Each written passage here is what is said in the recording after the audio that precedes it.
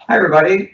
This is Dan Howman. I'm the president of Advocate Property Management, and today we have Bob Prince from Cervantes Chat and Prince, who's going to be talking about elections and budget meetings. So I'm going to quickly turn it over to Bob, and Bob can do a little intro, and then we're going to switch over to our deck, and you'll be able to see that on your screen once we do that. So with that, go ahead, Bob. Thank you, Dan. I appreciate it. Again, my name is Bob Prince from Cervantes Chat and Prince. I'm a shareholder, the corporation, the equivalent of a partner at the firm. I am in charge of our condo and HOA practice group.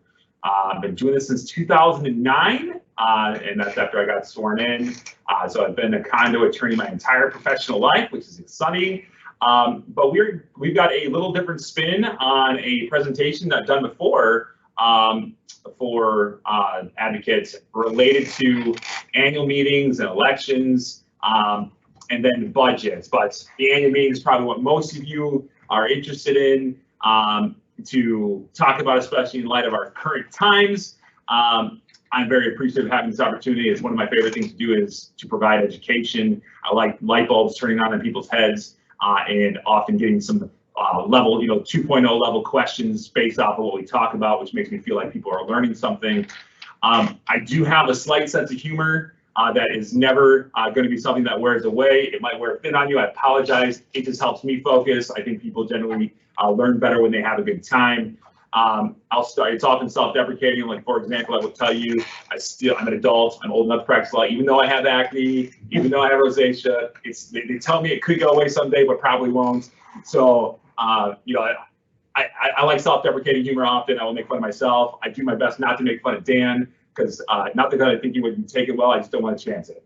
So, without that, let's get into some of the material. Again, we're going to start on the annual election side of things. And when we're talking about an annual meeting, it's generally to hold that annual election. The Condominium and Property Act requires yearly meetings on behalf of the association. The Common Interest Community Association Act expects you to have a yearly meeting, but doesn't have to be every year. It can be every other year, depending on how your association is structured. But if your documents require an annual meeting, you have to have an annual meeting every year. This year might be a little bit of an exception. We'll see. We'll talk through some of that today and give you some of my insights of what I think would happen. It's kind of very good timing. I had a very big case yesterday in which somebody tried to call their own annual meeting and tried to usurp one of my client's boards and ask for a temporary restraining order, which came up yesterday. And I won't spoil what happened. We'll talk about that a little bit later. So it's kind of timely for me. So having something actually insightful I could say about a current case that's going on with it. What do we use our annual meeting for? Our general purpose of the annual meeting is to elect board members. That's our general purpose for it. There are some other tangential things that happen at a meeting, such as let's approve IRS resolutions that might move money to the operating for next year, as opposed to having to potentially pay taxes on it. But we're generally focused on let's have an annual meeting to elect some people to the board. Any meeting, notice. It's required. There's no way to get around it. If you do not send notice of a meeting, you cannot take action at a meeting.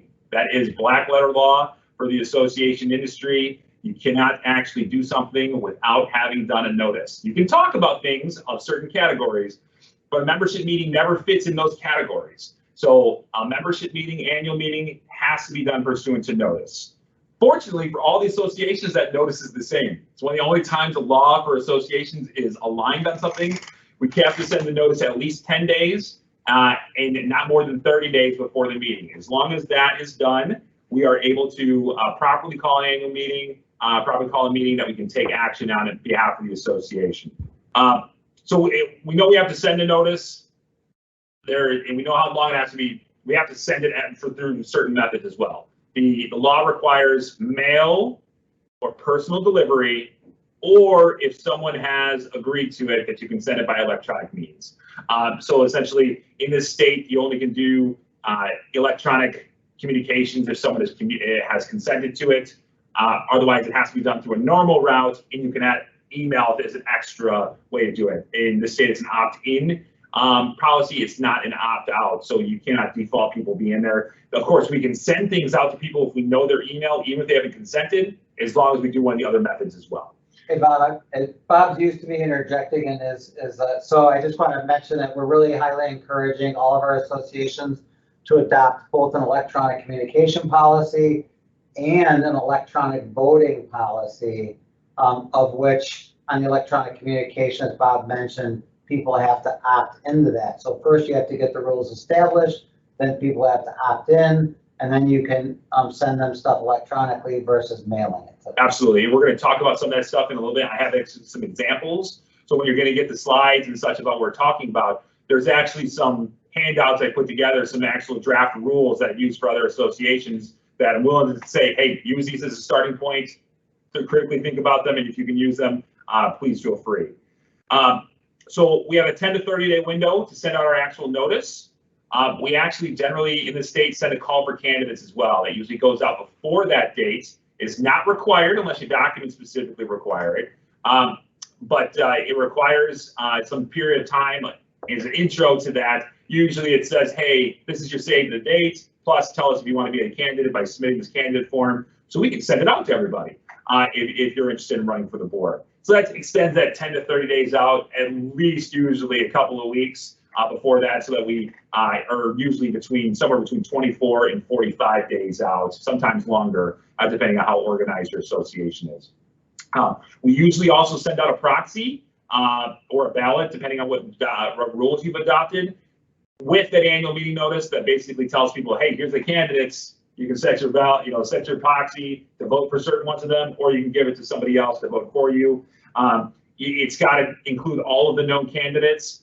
Plus, in a condo for sure, you have to fill in, or you have to leave blanks for people to write in the number of names for number of seats that are open. So if you have 5 seats, you need to have 5 openings, or 5 blank lines on the board for the election, so that people can write in the candidates for the board. I've never seen more than 3 people get written in on ballots, but it could happen, especially in today's day and age where everybody's very unhappy about how we operate associations, in large part because they can't deal with each other anymore because they've been stuck at home for too long. But that proxy can act like a ballot. In some instances, if you have appropriate rules adopted, you can actually just send ballots out in a condo, and in a common interest, you can always do that. So it's kind of fun. You can flip one page. Special election procedures can be implemented by you in reaction to things like we have for COVID. So right now, it is very difficult to get enough people together for the association's election meeting. For example, if you live in a 1,000-unit association, it's going to be very difficult for you to get 20% of the association there, considering we have a restriction on the number of people by the governor being 50 people. Bob, we have a question. Okay. Karen, do you want to read the question? Yeah, can you hear me? Yes. So the first question was, what happens when the board decides not to have an election? So what happens to the board? So we're going to get into that a little bit later, but I'll say, I think it would be justifiable today. You should still try if you can, and you can adopt some rules. But we're going to talk about that pretty specifically when we're talking about some of the options that are out there. So if we could just hold that off just for a couple of minutes, I'll get into that to address it for you, okay?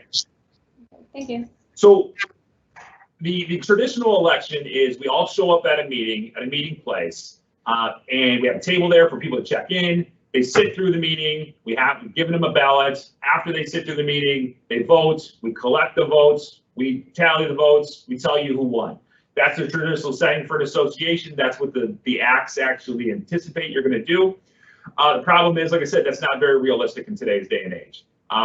In order to get 50 people, by my terrible math, that's a 250 unit association. If you're over 250 units, you could not have 20% of the association there without going above the governor's order. So if you're over 250, 20% of 250 is 50, I think. And that would mean you would be in violation of the governor's order. Just holding the election would be illegal under the law. So that 50% number, or that 50 number of people is with us until we leave phase 4. I live in Will County. We were pushed back to phase 3 for being bad boys for a couple of weeks. We're now back on phase 4. We can go to restaurants again if you're daring. But there is no guarantees we're out of phase 4 before the end of the year. In fact, I think it's likely we'll probably be in phase 4 through Q1 or Q2 of next year, unless they come out with a vaccine, because that's basically when the revitalization plan from the governor hits phase 5 is basically almost no infection rate, which probably only happens when we have a vaccine out there. So it's going to be very difficult to get people together. Well, fortunately, the law has thought about, hey, we have some potential options out there that we can do. Mail-in balloting is one of those options. For a SECA association, it's actually inherent. You already can do that. So a SECA association is a non-condo, non-master association. So it doesn't just take care of a bunch of condo property for a condo that has over 100 units. I'm sorry, over 10 units and over a budget of $100,000. If those characteristics are there, or if the association is opted into SECA, you're a SECA association. You can use mail-in balloting. That is huge in today's day and age to be able to do. For a condo association, you actually have to adopt rules to do that. You actually have to physically adopt rules to do it. Dan and I were joking before we're talking here today. I don't understand why there's a different rule for condos versus a combination community association, but that's what the General Assembly has given us, so that's what we're stuck with. So we can do that. The board adopts those rules, and then we can have an election by it. But there's a big but that I'm going to talk about after we're done with all these things. The unfortunate thing with it is, though, is we prohibit proxies. If we allow mail-in voting, we're prohibiting proxies by their nature. That is the give and take that the legislature introduced a few years ago that makes it a little bit more difficult. Personally, I think it's more democratic. How about we actually have people cast ballots rather than give people a piece of paper that says you can cast my ballot for me? It makes more sense. So I understand why they did it. It just takes away one more option that we have to be able to have votes and people present at a meeting. We also have electronic voting. Electronic voting is basically using some type of technological means to take in ballots and or votes. So that could be as far-reaching as an app. There's a bunch of apps out there that you can use, or a website that you can use, SurveyMonkey, that you can use to process people's votes. There's some requirements that it has to be traceable, identifiable, and verifiable. So basically, you don't have someone just making a bunch of addresses to stuff ballot boxes. Most of us live in Chicago. I don't know if anybody here is from Chicago. We don't vote early, vote often, is the old adage. We can't do that here. We don't want people to stuff ballot boxes. Once again, it would prohibit proxies from being used if we have electronic voting. But in this case, both condo and common interest associations have to adopt rules to be able to use electronic means.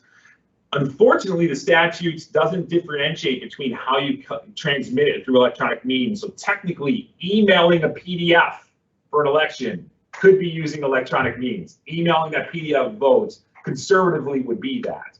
So that makes it a little bit more difficult. Obviously, I can make some good arguments that during the times we have to do this. It's the only way we're going to be able to do it, because we can't get people to leave their homes to be able to get everybody at a meeting. But it is an undefined issue in the law, and it's something that has not been challenged. So the timeline for any of these special votes is still 10 to 30 days notice. However, for a condominium association, there's more of a front end. You have to send out a call for candidates, and that has to be sent out giving people at least 21 days to submit their candidate form to you. And then you have a 7-day cooling off period before you can even send your notice. So that basically adds 28 days to our process at a minimum to be able to call candidates out there and call the annual meeting. So that adds a little bit of a delay into our process as well. Next slide. Here's where the concerns up for the special issues that we want to talk about. In a condo, it's only a condo association, not SECA associations or master associations for that matter. There's a 120-day lead up period that you have to adopt your rules at least 120 days before the election. If you don't adopt them 120 days before the election, then you can't use them at that election meeting. You'll have to push it off. And so as I put in parentheses there, means if you haven't done it already, you can't use it for this calendar year. You'd have to use it for an election next year since September. We're at the end of September, and that's within the 120 days window for the rest of the year. I mean, I don't know about you guys, this year's flown for me because I've had a lot of work to do. That's not collections related work for my associations, but we're at that point where it's probably too late to use an electronic method for either association or mail-in for condos if you haven't already adopted those rules this year.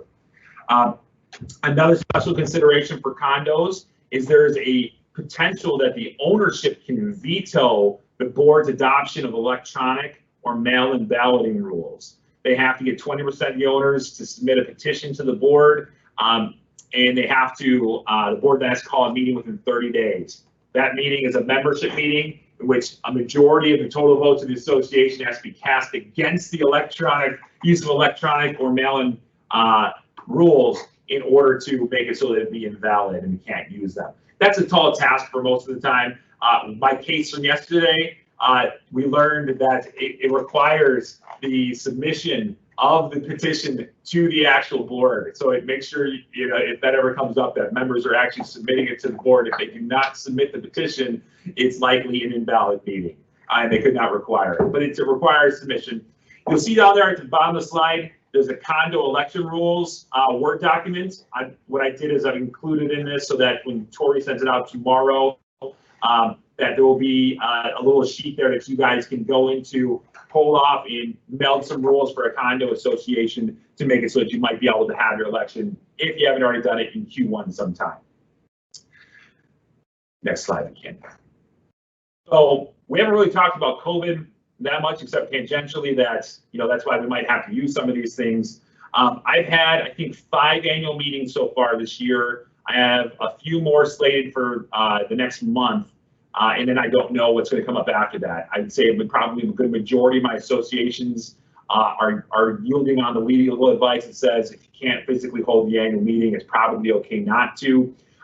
Obviously, that's not the first thing we want to turn to. That's the, hey, if we have to rely on it, that's what we'll do approach to it. The reason being is the law wants us to have that annual meeting every year. That's the reason why it's called an annual meeting.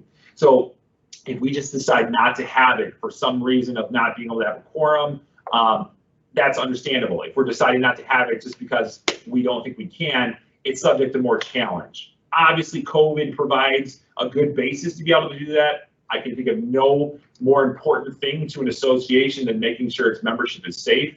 In fact, we have emergency provisions in the Condo Act and emergency provisions in the Common Interest Act that specifically talk about making sure people are safe and expenditures related to people being safe. So we can make that argument, but there's plenty of associations who want to have their meetings this year. And some of them want to have it in person, which I think is not going to be very, very easy to do for most associations just because the number of people that be involved and the inability to social distance. For example, Dan and I are like 15 feet apart in this room, so we're not wearing our masks. But if we were closer, we definitely would have to have masks on. And we could, if we wanted to each be safe, wear a mask right now anyways. There's, you know, you have different concerns for different types of people that we have to deal with. There's some people who are super sensitive and technically COVID is more susceptible to them. We don't want to put them in a position to either choosing not to vote in an election or putting their health on risk to try to do so. So what I've seen from my association is kind of fitting into a few options of what they've tried to do. Most of them falling into this first category, which is interesting. I just go through a bunch of things about all these options we can take. Most of them are avoiding the options and just saying, let's use technology to actually hold the meeting, but we'll treat the meeting like it's a normal meeting. And so what we're doing is we're holding a meeting electronically through Zoom or GoToMeeting or some other platform where people can both use their computer or call in. The minimum is we want people to have a phone. And I don't think it's unreasonable to expect that someone will have a phone to use in today's day and age. I don't know of anybody who doesn't have one. I think it's pretty much viewed as a necessity. I don't think it's unreasonable to expect that someone will have a phone today. But you want to make sure that you're allowing access in some way through the phone because there will be plenty of people who don't have access to the internet. And that's just, you know, they have not either adapted to it. That will obviously fade out over time. Most of middle-aged and younger individuals are very adept at it. I know plenty of of older individuals who are really good at it as well, but not everybody has got on board with it yet because it's something that's really pushed off in the last 25 years. So Bob, if I could interject Sure. on that. So if you're using a video platform, whether it's Zoom or something else, you typically for a board meeting are gonna wanna make sure that you have a phone-in option for that platform, that you wouldn't just do the video. Correct. And that's what I would recommend is have the phone in option to make sure we are as inclusive as possible. And it makes it so it's actually safer. I could be on a conference call on my car while I'm driving, but I shouldn't be on my phone on an app technically while I'm driving. Technically, that could be against the law for using something. I don't like people violating the law if we can avoid it. So it just adds an extra means to be able to do it. We have a question. Sure. Karen? The question is, can an annual meeting, election meeting, be held via Zoom as long as there are enough homeowners either on the call or who sent in their proxy to form a quorum? Yes, and that's exactly what we're talking about right now. So technically presence through technological means is presence at the meeting. So as long as we have enough people on board on the meeting through the platform, whatever we're using, whether it's by phone or by video, or they've submitted a proxy or submitted their ballot, if you're in a SECA association, that's all presence at the meeting. And as long as we get to our 20%, which is the usual quorum threshold, as long as we hit that 20% mark, that means we can have that meeting and it does count for a meeting. The hard part is collecting ballots, because what you can't do very easily is have everybody show their ballots and be able to lock it in to know what they voted, right? So the fact that everybody's on Zoom doesn't make it so that we can count their ballots, because we don't have their ballots. It's in their physical possession. So what this first option has for us is it says we're going to do the meeting by Zoom, but then what we're going to do is we're going to have a drop-off location. And at that location, people can bring their ballots. So I was at one on, today's Wednesday, right? So Monday. On Monday, I had a meeting. We had someone sitting at a table starting at 5 o'clock in the afternoon. And they sat at that table till 7 o'clock when the meeting started. Once the meeting started, we were downstairs and we conducted the meeting via Zoom. We went through the normal procedures on a meeting, and then we had the votes period. There was only 2 people on the call, so it was a lot easier because there was only 2 people, not board members, but enough people had submitted documents in advance that we could do it. So if anybody wanted to bring an extra ballot, they could. We allowed them time to bring that ballot to the association so that we could compile them all, count them, and announce that votes. So essentially we used the Zoom component to make sure people weren't gathered together, and we allowed people to separate out how they were going to present their ballots or their proxies, and then we gave them time during the meeting to do so. And that's important, is to give them time during the meeting to submit a ballot, because what the law says is even if they submit a ballot in advance or they submit a ballot by electronic means, we have to allow them the chance to change their ballots at the meeting. So we have to have some component of allowing people to submit during the meetings. In this case, we used a ballot drop box at a table to do that at a multi-building location. So that was one option that we used. It worked very smoothly, in large part because there was very little participation from the membership, other than submitting proxies in advance that one person was given all the proxies for them. Next one, if you get that. The second option is an electronic meeting using Zoom platform, just like we just talked about, but instead of just using in person, we allow ballots to be mailed in or through electronic means. So if we've adopted the appropriate rules, if we're required to, we can use something like this. Another question, Dan. Yes, Karen? The question regarding the ballots is, can the ballots be sent to Advocate? As long as Advocate's willing to accept them, yes. So the question is can they be sent to a central location? You can do that. They can be, what I prefer is often that it be actually at a location within the association. The reason being is that's closer to people.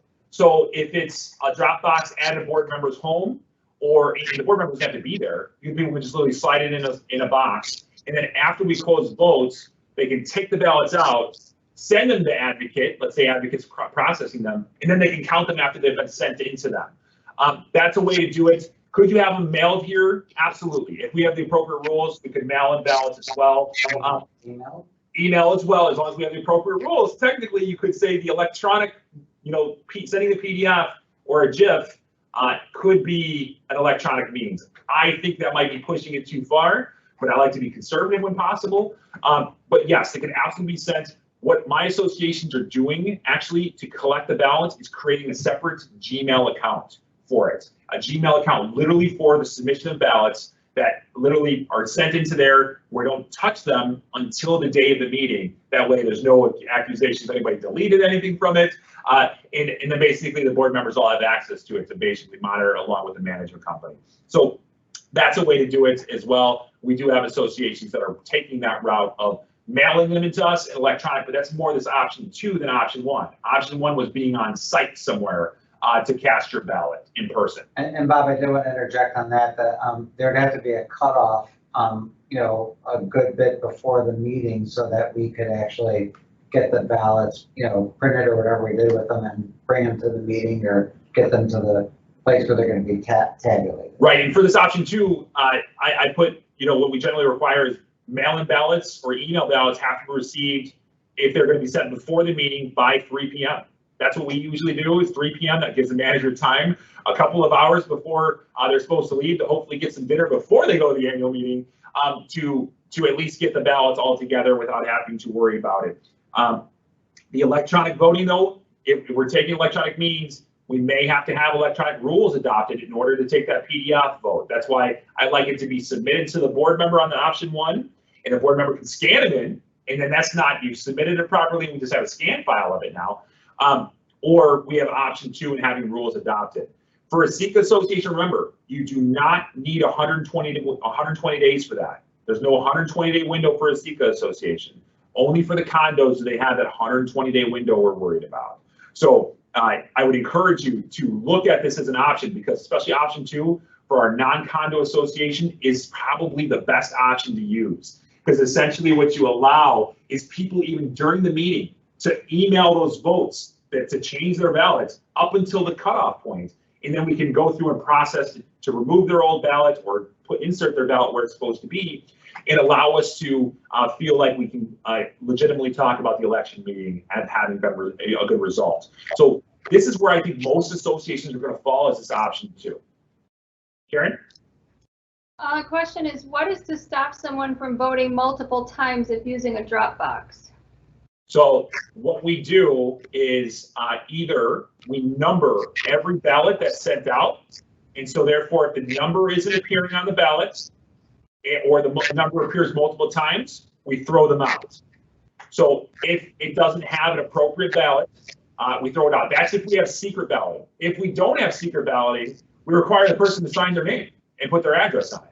So if you start to learn people's handwriting, like someone tries to say they live at all these addresses and the handwriting's the same for all of them, we're going to know that you're a liar and that it's improper. So we have methodologies to do that at the management level, that we can number the ballots and have the code for the numbers ourselves. Or 2, we make on the ballot, people put their names on it. In theory, for federal elections and such, it's a secret, right? When we vote in November, no one knows where we voted per se. They know what we vote in our primaries because that's not secret. But your associations only have secret balloting if you have that provision in your documents. Otherwise, it's supposed to be open and obvious who voted for who. And if we're using these electronic methods, it can't be completely anonymous because we have to be able to know that someone hasn't voted those multiple times. But that's a great question. It's a great question to make sure that we have legitimacy there and someone isn't stuffing the ballot box with multiple votes. You might also even consider randomizing the numbers so that people, couldn't just try to. Number 12. Yeah. And you're like, yeah. So often we get lazy and we use whatever code we give you for your system. And mine for my association is 00010. Why? Because I live at 10 Alexander Court. If you want to come into my house, it'll be fun. I'll enjoy it. So people can crack that code easily sometimes. But if you use some randomized system that is literally on a chart that only we have here in the office, that is usually the best way to know whether or not someone's trying to cheat the system. And if there's irregularities, we put them aside.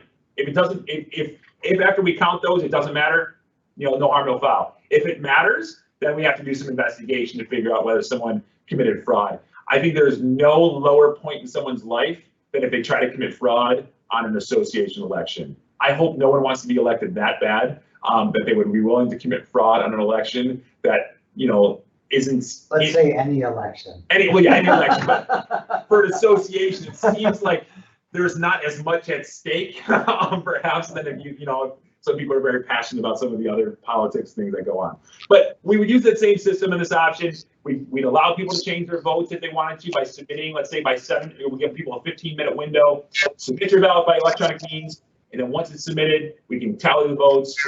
For non-condos, it's a lot easier to tally because it's usually one person, one vote, everybody's equal. Condos, you're often based on your percentage of ownership interest. Option number 3 is in person. Oh, we have another question. And by the way, I think questions are great. Let's keep them going. Okay, we actually have 2 of them lined up here. Okay. One of them is, can you only have secret ballots if the documents provide for that? That is not a provision under the law, but it'd be my general approach is that if you don't have secret ballots and you don't have any rule that says we need secret ballots, that they probably should be open. That rule does not require 120 days, but it would require the appropriate adoption of a rule on it to basically implement some type of secret balloting if that's what you want to use. I think secret balloting, if you're not using someone's chart and you're flying blind without having a numbering system, is disastrous. So that's why I don't like it, because I think people can get in trouble and there's more pitfalls than if we make everybody put their name and signature on a ballot and their address. It's so simple, and most people don't feel like that's something that'd be concerning them about who they voted. In reality, the proxies and ballots are all viewable by the membership. If someone wants to request it, they have the right to look at any ballot and proxy submitted. So it's still going to get looked at. So that chart's going to be used eventually to figure out whether or not there's improprieties if someone makes a lawsuit about it. Okay, what's question number 2? The other one just goes back a little bit. It says, what happens when you rarely have enough members to hold an annual meeting? So if you do not have enough members to hold the annual meeting, technically, what you should do is you should try and then let the meeting not be occurred for a lack of quorum. That's what the best course of action is, because I'm assuming most of you are not-for-profit corporations, which the Not-for-Profit Corporation Act has specific provisions on it. So does SECA, actually, has specific provisions about what happens when an annual meeting is not called. So it's one thing to say we don't ever have enough members. It's another thing to be able to prove you don't have enough members' participation in it. So associations are protected for things that they try to do but can't do because someone else is failing on their end. It's the membership's failure, right, to not participate in the annual election or any special meeting of the membership. So if we don't have enough people, that is an excuse for the association to not try to keep calling annual meetings. And then the board members who are currently in office roll over. They technically serve until their successors are elected. So if that doesn't happen until the next annual meeting because we can't have a quorum, that's what happens. If people resign at that point because they're saying, I'm done, I was hoping to get off this year and no one wants to participate, so I can't, they can still resign. And then we could appoint someone by generally a 2/3 vote to fill that vacant seat. So that's how the process is supposed to be made. I think you should all make an attempt. If you don't think you're going to get the quorum, still make an attempt because that's protected. If you don't, any member technically, after a certain time period, could file a lawsuit to force it to happen. And they technically could recover their attorney's fees under certain circumstances. So I'd like to avoid that and at least have made the attempt. And then if we can't hold the meeting, it won't be our fault. So Bob, just a couple of things on terms then. So what happens with terms? So in terms, they don't get a new term. Essentially what they do is they roll over. So they're essentially getting an extension until the next annual meeting that can occur. So let's say we have 2-year terms usually which are elected at. And that's usually staggered, right? So it'd be 2 on 1, let's see, the 3-member board, 2 get elected 1 year, 1 gets elected next year under normal circumstances. So 2 get elected for 2-year terms, 1 is supposed to be up this year, and we can't hold the annual meeting. Well, next year, this person's seat is still up along with the other 2 people. So we have all 3 seats up, but we're going to stagger the terms still. So we would have 2 people get elected for a 2-year term and 1 person get elected for a 1-year term. And that way we keep the staggered requirement, especially in a condo, because we have to have a third of the board at a minimum up for election every single year. And then if you appoint somebody, then what's their term? They serve until the next annual meeting, and then at that point, they will be up for election. So let's say I resign 2 weeks into my stint and I got a 2-year term. Mine should be elected this year. You appoint somebody. If we have that election this year, that seat would be up for election for a 1-year term.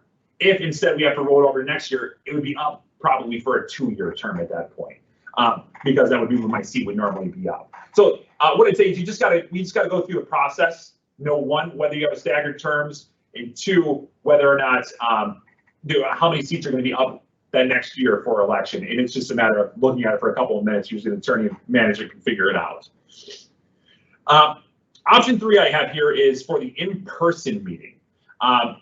This is obviously the most, I'd say, controversial of them right now, just because we potentially can't do it for all associations. If you have more than 50 units, in theory, you could be telling a certain number of people they can't come to the meeting, which is tough.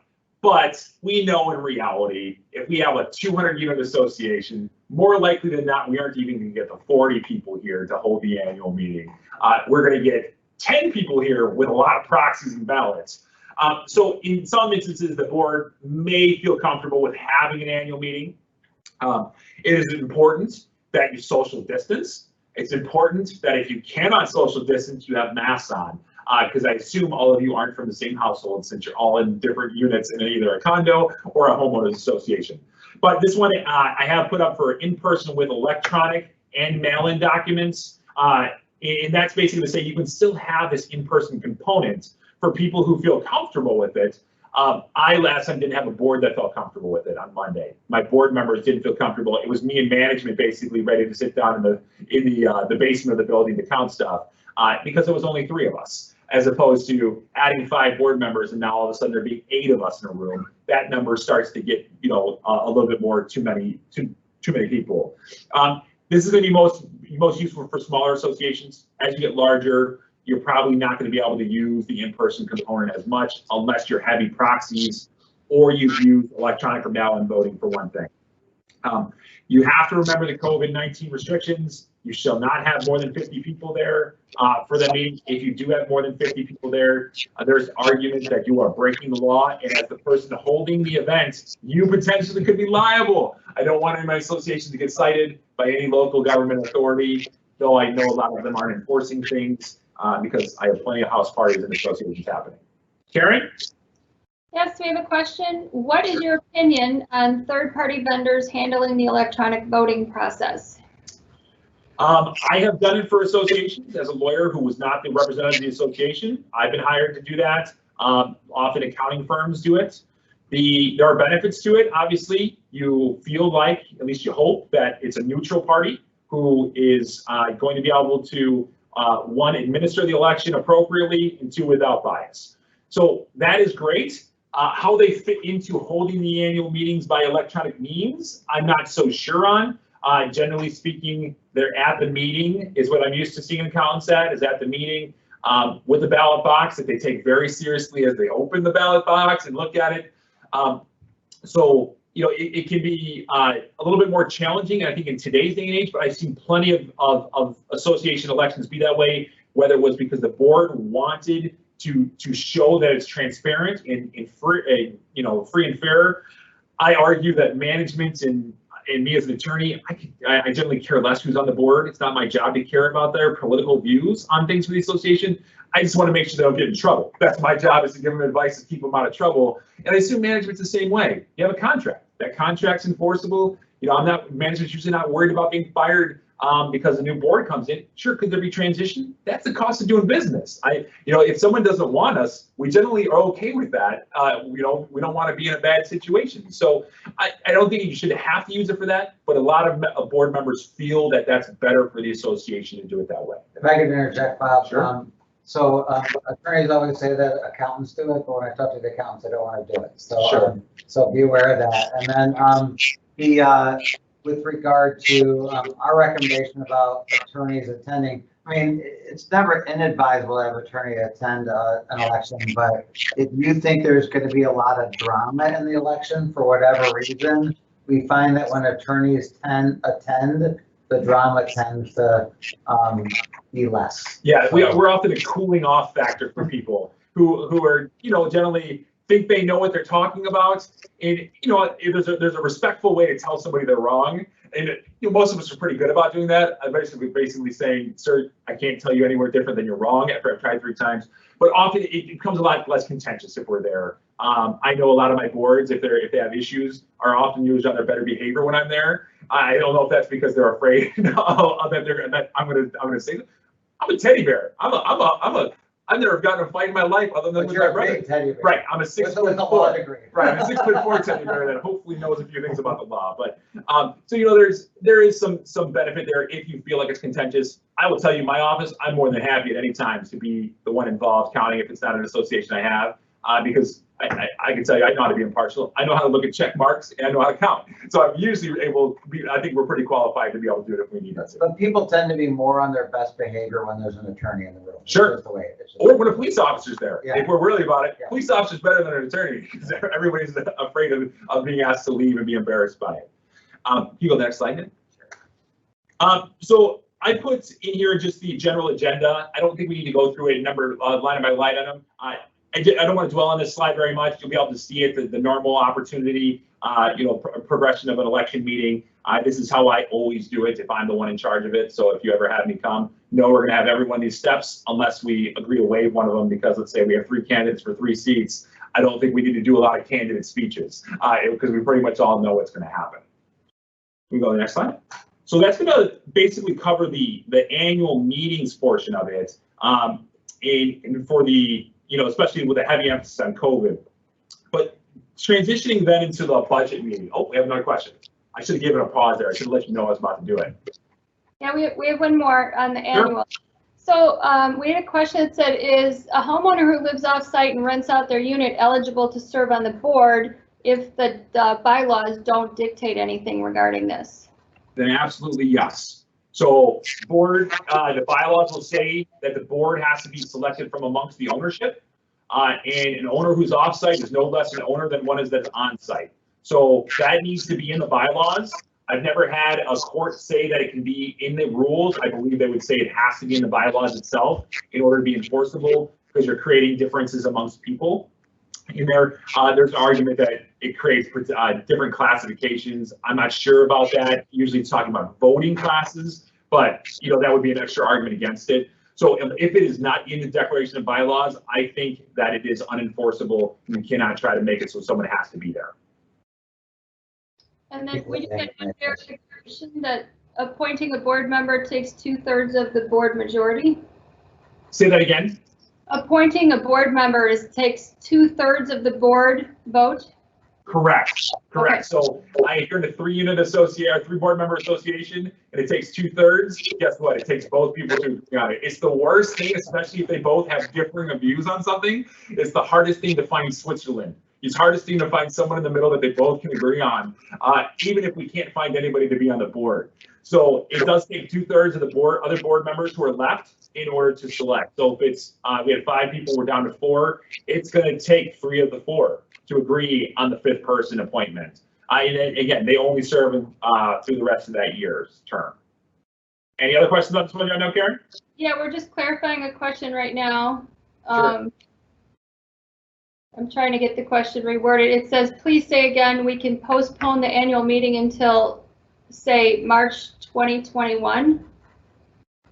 Yeah, so if I think a board could be justified.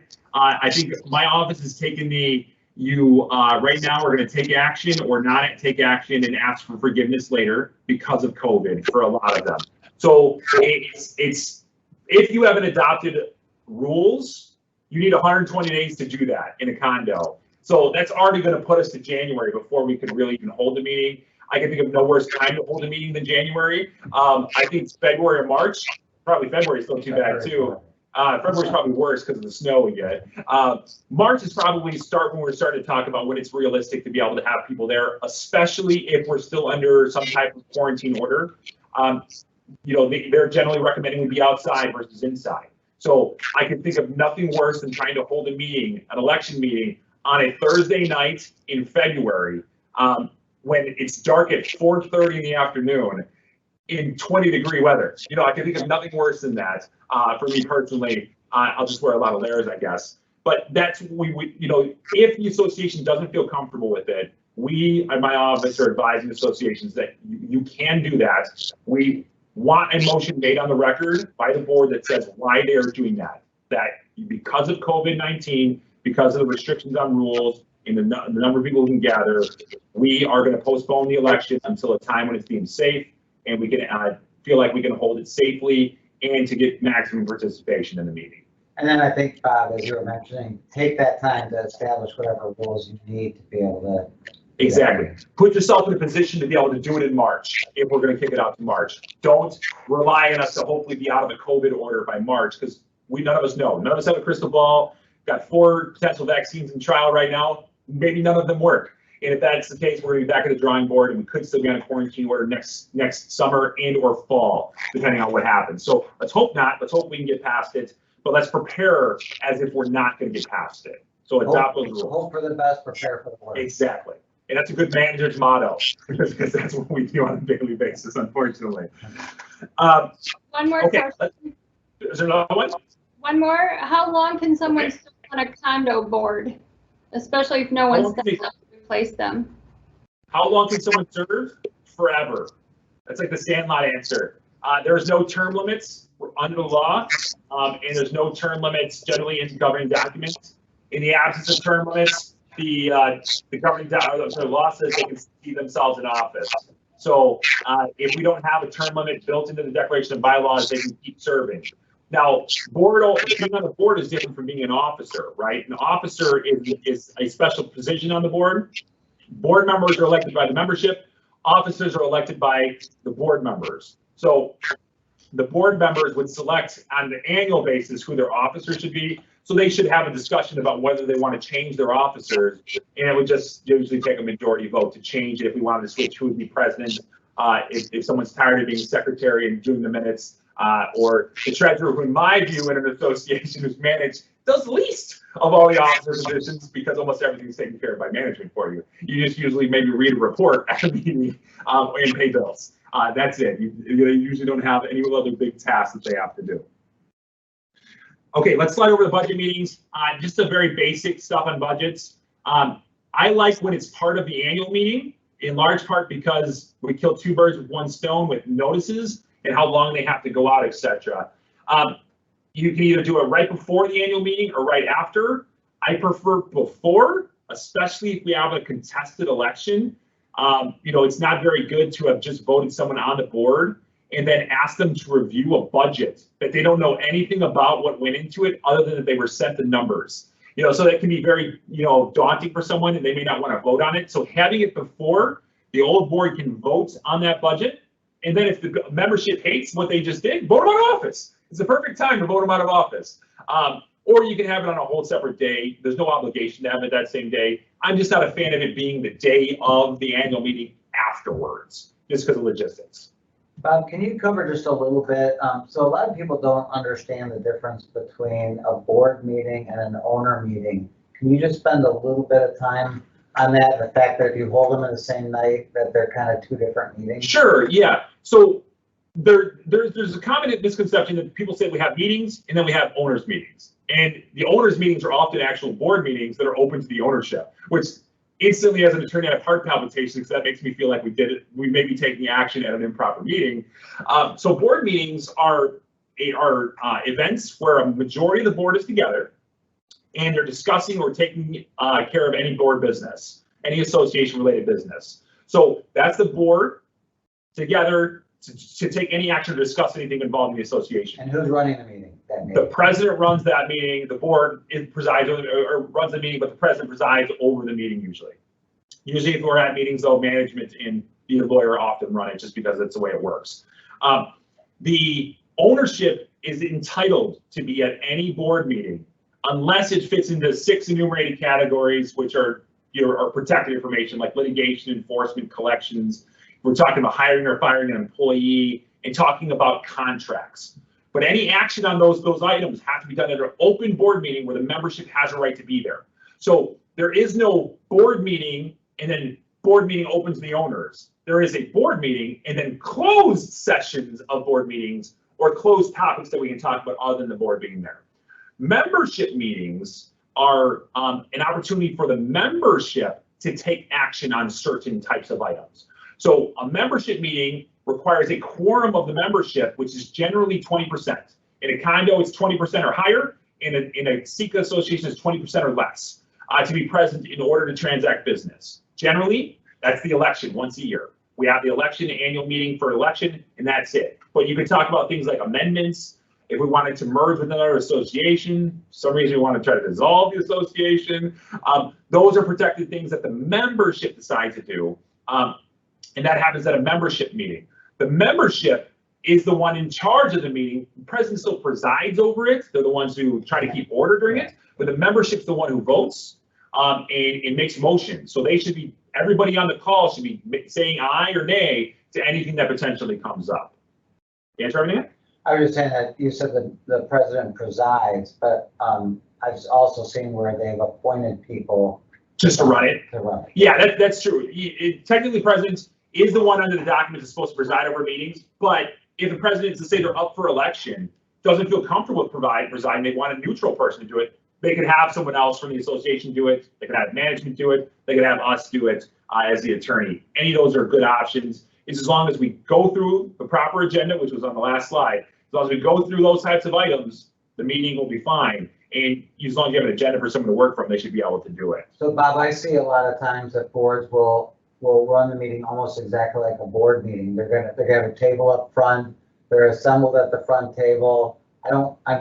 Is that advisable or? There's nothing wrong with it. They technically can. There's nothing that says they have to walk over to the membership if they're up for election and sit with everybody else. Especially if we just did a board meeting right before. There's nothing wrong with them being up there. There's also nothing wrong with them being up there in general. But they're not the ones who are important at that meeting. The board is not important, the important ones at the membership meeting. The membership as a whole is, and board members are part of the membership, but they aren't the ones who get to be the deciding factor on that. And that's the thing I notice when I go to the meetings, is the board's the only one who's approving motions and the only one's really voting. Everybody else doesn't say it. I'm like, and everybody else, you agree? Like, you want to save us money, right? You want this IRS resolution to pass because we hate paying taxes personally. We want other people to pay them usually, wherever you stand. You'd rather not pay more usually. We want to save that money, and a lot of times we have trouble getting people to vote. So just remember, membership meeting, membership's in charge in making decisions. Board meeting, board's in charge in making decisions. So try to make sure you get out of your heads if you ever think that we have a board meeting where we can do anything and the membership's not invited to it, because that is an improper meeting. And there are two separate meetings that you do the budget meeting and the election on the same night. Right, they are two separate meetings, which you should do. Call the board meeting order, approve the budget, close the board meeting. Call the membership meeting order, have your election, close the membership meeting. That should be the process you take, and you should have 2 sets of minutes for that, because there should be a membership meeting set of minutes and a board meeting for what preceded that set of minutes. Thanks, Bob. Sure, and often that budget meeting, like I said, it is done at that annual meeting, just because the annual meeting is usually in November. And so we usually adopt our budgets in October or November, just out of a habit of trying to get it done successfully on one day. We have to send notice for a budget meeting at least 10 days before the actual budget meeting where it's going to be approved. For a condo, that can't be more than 30 days before. For a SECA, it can't be more than 60 days before. Once again, why that's different, I have no idea. SECA came after the Condo Act, so I assume someone thought it was a great idea to give us more time, but for some reason they didn't do that for the condo associations. What makes it even more interesting is the budget has a different timeline than the actual notice of meeting. Even though they generally are sent together, it has a different timeline for it itself. So what we often have to do is count day 30.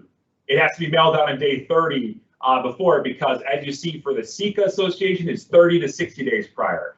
For non-SECA, non-condo, it's at least 30 days prior. For a condo, they got smart and at least gave us 25 days. So it fit better in the 10 to 30 day window. And that condo provision is the last one. So the one thing we're learning is the General Assembly and the governors are becoming a little bit more intelligent about how we do this. So at least the newer laws that are being adopted are more flexible and make more sense. We just need some of the older laws to get brought in to make it so it works. And fortunately, Dan's going to be on the Illinois ILAC committee for CAI, so he can use all of that efforts to try to make things like that happen for us. I'm sure he loves it. What is an ILAC committee? So I'm on the board of directors of CAI. It's a trade organization that's meant to help further the association industry. Illinois has a chapter of that, so I'm on the board of that. My term ends in February 2022. The ILAC committee is a separate entity from CAI Illinois, but it's under the same rubric of CAI. What its job is, a legislative action committee. Its job is to try to push forward legislation that's beneficial to associations. So we have a pretty strong ILAC committee in Illinois. Essentially, those people don't very openly, there's not a lot of notoriety that comes with it, but they do their best to talk to legislators about how bad certain of these laws that the people propose are, and what we would like to see happen, how we would like to see the industry push forward. So there's hopes that we will get some good legislation. There was actually some decent legislation this year that was proposed, but never got voted on at all because the legislature was in session for like 5 days in the summer, and that was that. And we're not expecting a whole lot outside of the veto session. I assume they're going to have some bigger fish to fry than think about how they're going to let condo associations have their board meetings and election meetings. So it's just an effort to try to push forward good legislation that should help us as a community be able to do things.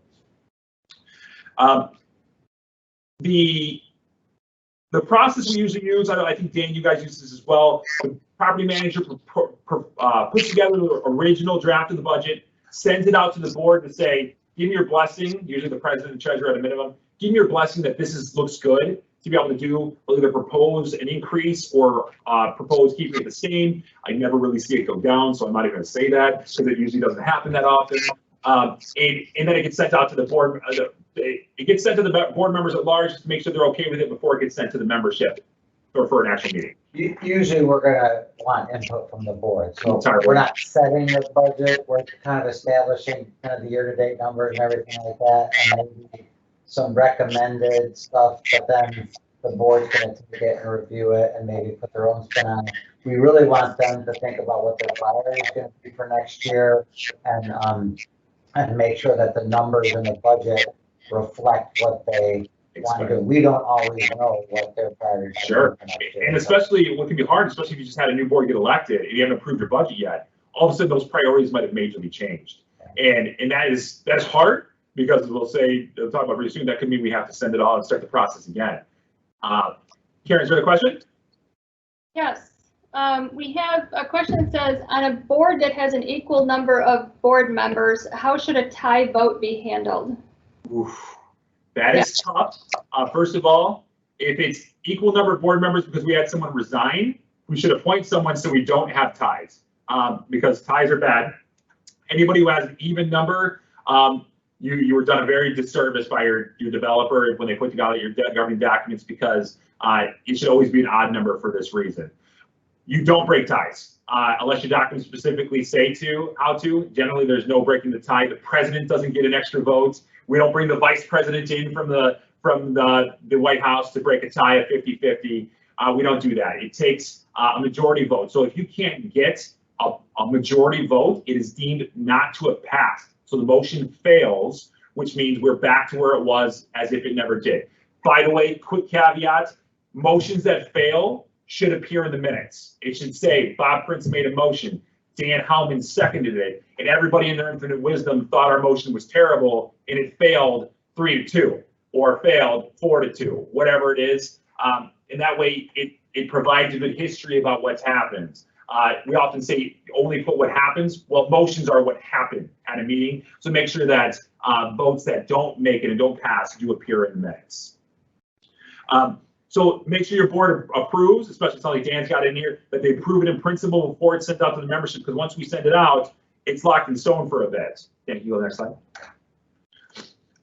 At our budget meeting, the worst situation is where we go line item by line item through it, because hopefully we've already done that. And before we thought about it, we've already done that. What's better is if we discuss what the major things we talked about might be in there, and where those fit in line items. Like if there is a $30,000 increase in something, we might say why that increase might be there or we need it there. Perhaps we know we're going to do a project next year, as Dan mentioned, and we want to make sure we have the money for that project rather than not having it in the budget, and therefore we have to steal from Peter to pay Paul. We don't want that. Likewise, changes to the individual line items doesn't matter. So if you want to take 5,000 from landscaping, because you now know that 5,000 is going to be there for snow removal because it's 2020, this year is anything but ordinary. So we're probably going to get, 55 inches of snow before the end of the year. It's just the way it's going to work. You might need extra money there. And you anticipate, so you want to have more money in your budget for next year, knowing that we might have a problem in overages. There's no issue with moving money around within the budget.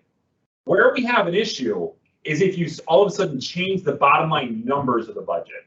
Our budgets are guidelines. They aren't, unless your documents say it, I've never seen one that says it, they aren't end all and be all of expenditures. So there are guidelines for us to use that we know we're going to pay approximately $5,000 for landscaping. If we pay $6,000, that's fine. If we pay $4,000, we don't say, oh gosh, we have to give $1,000 back to everybody. No, we generally are going to use that $1,000 somewhere else, unfortunately, or we roll it over to next year to perhaps use it next year. So don't worry about ever going over budget on line items, as long as you're staying within budget and you can pay for the items you might go over. Bob, I just want to mention, because, I don't recommend really making changes to the budget at the budget meeting. As you said, it's a guideline. So don't fret if you think a number is not gonna, that all of a sudden you decide, oh, something's gonna be different next year. It's a guideline. You can vary from it. So there's really no need to change the budget at the budget meeting. You just go into next year and make the adjustments accordingly. I strongly agree. The only reason you do is if we now know there's a major expenditure that we didn't anticipate.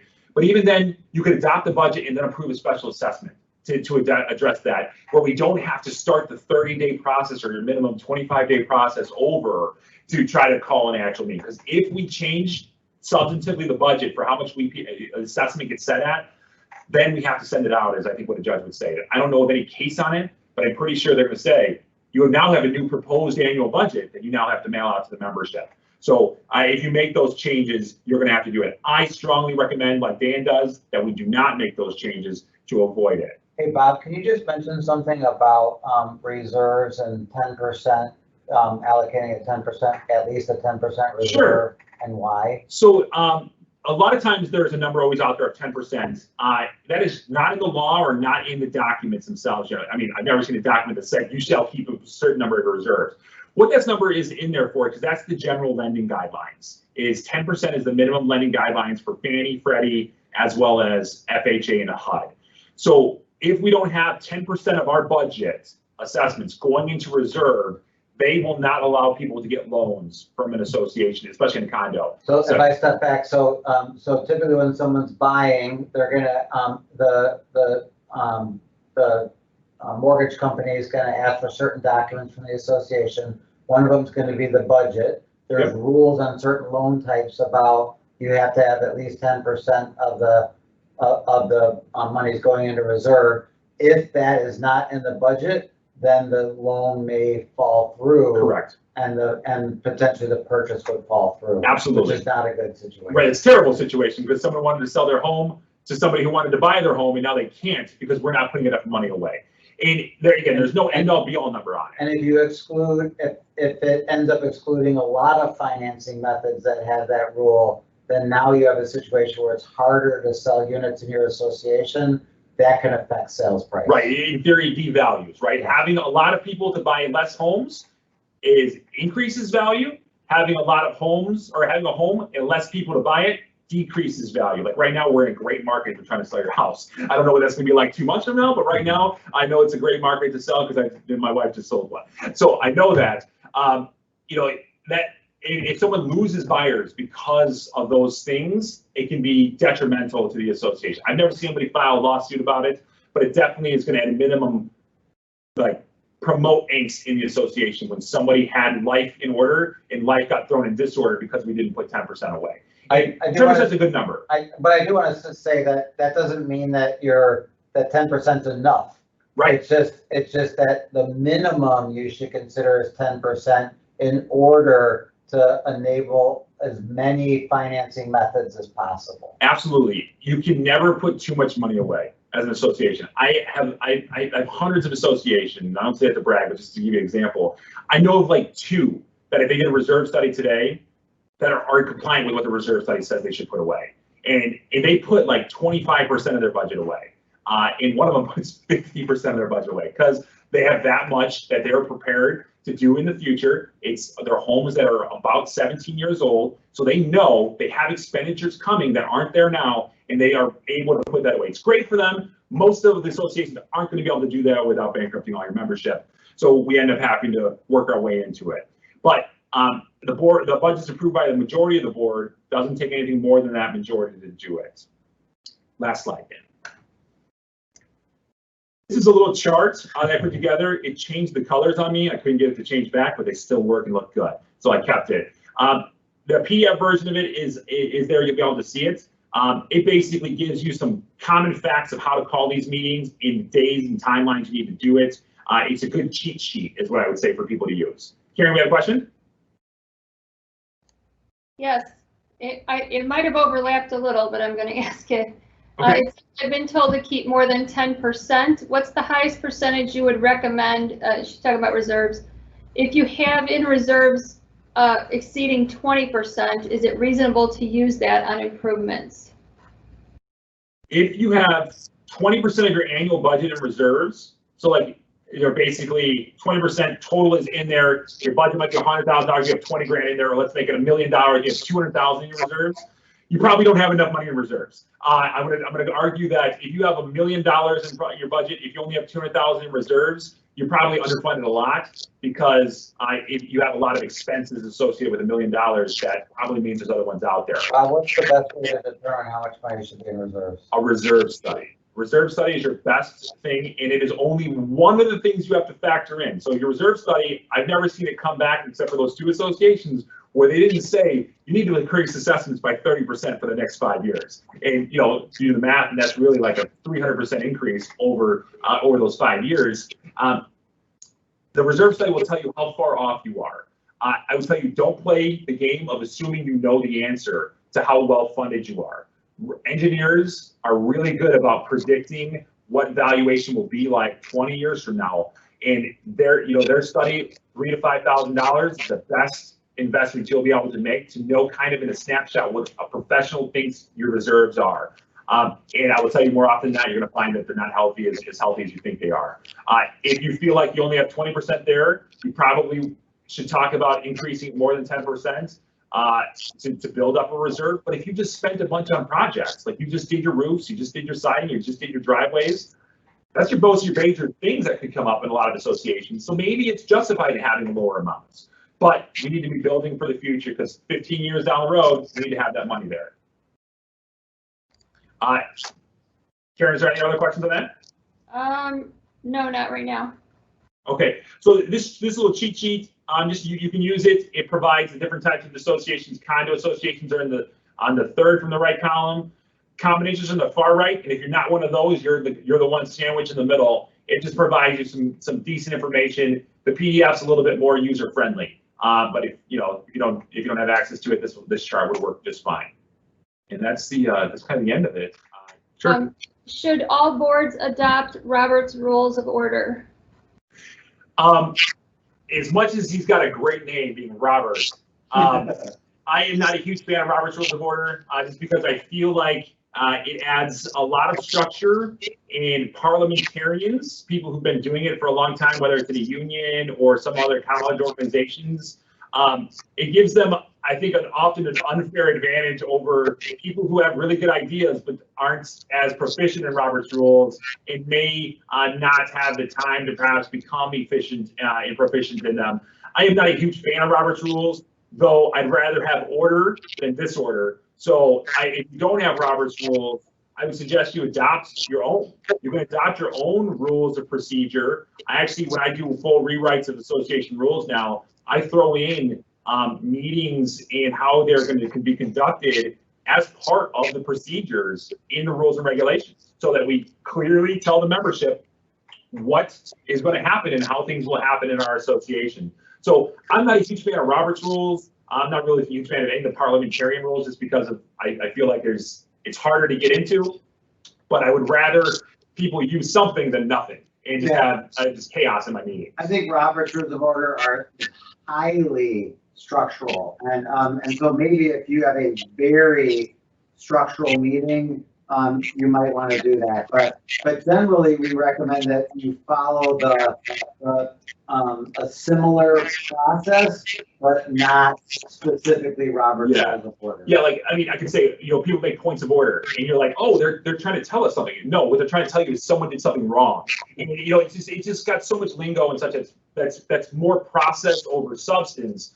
I like watered down process to get to the same substance. So, the normal process is motion, second, either discussion before that or right after the motion being seconded, whatever you guys usually do, then we vote. And it's simple as that. And the chair directs people when they talk, and the chair should be fair. And if they're not fair, you should remove the chair. It's simple as that. They remove the president from their officer position. So there's no right answer to the question. I'm just not a huge fan. Okay. And it was made for like religious organizations in the 1800s, which, obviously we've changed a lot since those days and how we do these elections. Like, I'm pretty sure they weren't confident of how they were going to use electronic means, considering they all use still no electricity. Okay, I got two more quick ones here, and I'm going to cut back to the room. You're done with your presentation, right? Yes. Okay, I'm going to cut back to you guys. I have two more. One of them is, Bob, would you reiterate again, which should come first, the budget adoption or the election, when you're doing those on the same day? There's no right answer. I prefer the budget adoption meeting, close that meeting, go into the election meeting. And I agree. And that's because we want the board who is informed about potential projects that are out there and what they should expect, and actually usually gave the input that created that budget. We want them approving it versus maybe having one board member still on the board, two new people brought on who don't know anything about it other than they maybe got it in the mail, and looked at it. So it starts it off on a bad footing. I like my board members to be informed and make good decisions based off the information they have. New board members who've just come on are not that. They are not informed about it yet. And then they can only do anything but perhaps make the right decision for the wrong reason or make the wrong decision for a bad reason. And it's just not what I like to advocate. And the only other thing we talked about earlier, if a board, if a bunch of new board members come out and they want to do something different, the budget's just a guideline. So As long as they're working within a total number, they can modify where the funds go, and then you also have special assessments available too if you want to add more money. Exactly. What was your other question, Karen? The other one's a meeting question. Okay. During a board meeting, if you want to bring up new subjects or enforcement of existing regulations that may be an issue with the general membership, how should that be handled? That by an issue, you mean like politically, like they're not going to like it, or an issue meaning we have people who are violating stuff? Just to clarify, do you have a guess of what they were saying? I think they didn't clarify, but okay. I know one, you can maybe touch on both of those. So we're trying to add, so if we're trying to add new business to the agenda, perhaps a board member wants to discuss something that's out there. Again, I'll type the Robert's Rules because it's the only one that provides any guidance on it. Robert's Rules says that once the agenda is set, which it gets set by a majority of the board, no new items be added to the agenda with the absence of 2/3 of the board's approval. So if someone wants to add it to the agenda, they should make a motion to do so. We don't just talk about new topics unless you don't have a structured agenda approach. If you don't approve the agenda, which a lot of associations do not actually do, they send one out, but they don't actually approve an agenda at the meeting. Then when it comes up for new business, we should talk about that new business. It is likely not old business if we adopted some rule and regulation and now we have people violating it. That's new business because it's the violation that we're talking about, not the old rule that was in place. So if that's the case, I would recommend that someone make a motion to do it. I am a fan of boards allowing things to be entered onto the agenda. Even though you may hate the person for dragging the meeting on, allow something to be on the agenda, because what should happen, as I said earlier, when they make the motion to put something on the agenda, that should be on record on the meeting minutes. And then No one allows it to be on the agenda. Sounds like we didn't want to talk about an issue or we didn't want to address it. And then when something goes wrong with that issue, it looks like we didn't do something. It looks like we chose inaction without any good reason of doing it. What I'd much rather happen, we motion, it's seconded, we approve putting it on, or approve adding it to the agenda, we talk about it, and then voting it down. Because then we've taken action after discussing it, which we've informed ourselves of information, and then made a decision that we believe is in the best interest of the association, and that fits squarely what we call the business judgment rule, which protects an association. So I prefer my boards to allow things to be added to the agenda, as long as it's not like the 15th time we've tried to talk about an issue and we've talked about it 14 times, we don't have to talk about it 15. You know, and you don't even have to talk about a third time. If we've gone through it a few times, that's probably enough that you don't have to keep talking about it over and over again. But I just want to make sure that we do not look like we didn't care about an issue and then get ourselves in trouble. I did want to mention though that you really shouldn't talk about individual owner issues in the open meeting, and that you might, if an owner is trying to bring up a violation, you know, in the regular meeting about personally for them, you may want to redirect them to discussing that in executive. Absolutely. If it's specific to an individual unit, we should do it always in executive session. I don't care even if they want to talk about it in open, the board has the option of choosing when it's talked about, not the ownership. So at a board meeting, we choose to move that into executive session. But if it's just in general, we have a problem with my own association sent me a violation notice because I had moss on my siding or green siding because I have a western facing, a north facing wall that doesn't ever see the sun. So every year it comes back. So, you know, in general, we have issues with this issue can be talked about in open. When you're talking about my unfortunate situation, let's talk about that in closed session. Okay, we have one more. At board meetings, are you in favor of resident questions before or after motions are voted upon? I am. Am I at the meeting or not? I want to answer that question. Yeah, if I'm at the meeting, I am not in favor at all of the questions being done after motions being made. The reason being is once the board meeting is started, it is for board business, and the board is the one that takes the action. So if what you're worried about is membership not having input on issues, then make your homeowner forum first.